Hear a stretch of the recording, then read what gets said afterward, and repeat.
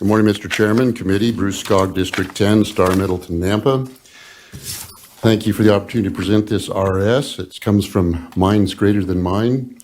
We put HJR 3 out and sent it to the floor as a committee, which I thought was pretty good. But this one's going to replace that. Should this successfully get to the floor, I will pull HJR 3 from the floor and ask it be sent back to Chairman Crane in this committee.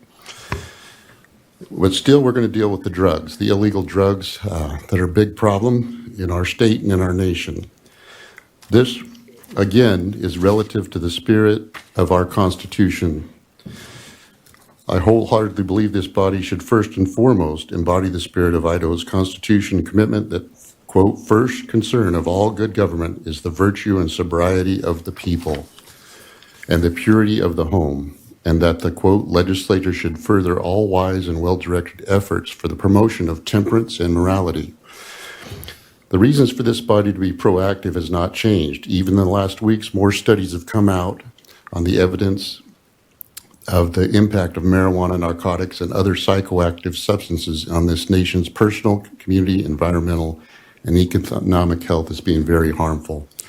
We've talked about this before. We all have family members or friends who have been affected by these addictive drugs, and it's destroyed families and people's lives.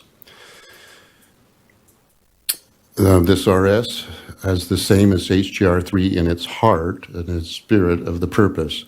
Idaho has a hardline stance against drugs, and it's made our state one of the best places in the nation to live, as evidenced by people coming here.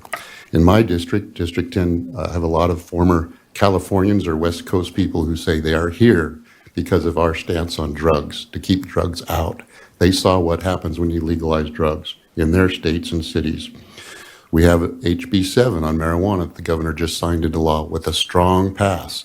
That's the toughest fine on misdemeanor marijuana in the nation, it appears. So thank you for that. But that shows our stance as communities that we represent, that we don't want drugs legalized in our state.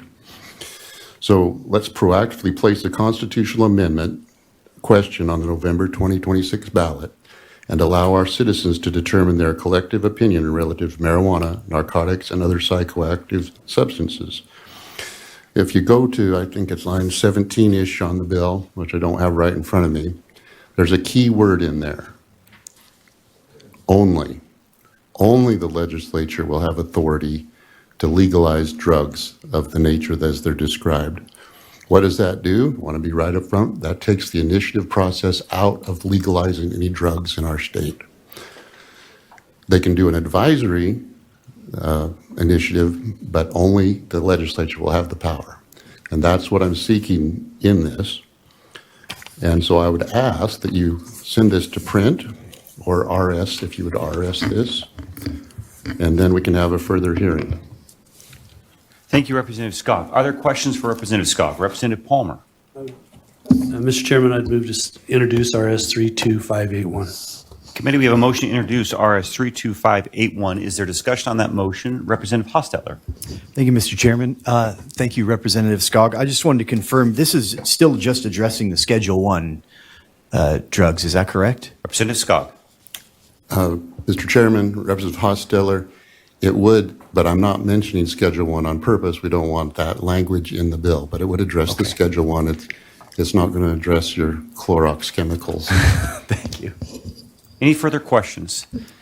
Seeing none, the motion is to introduce RS 32581. Is there discussion on that motion? Seeing none, all in favor signify by saying aye. Aye. Opposed, nay. Motion is carried. It will be done. The committee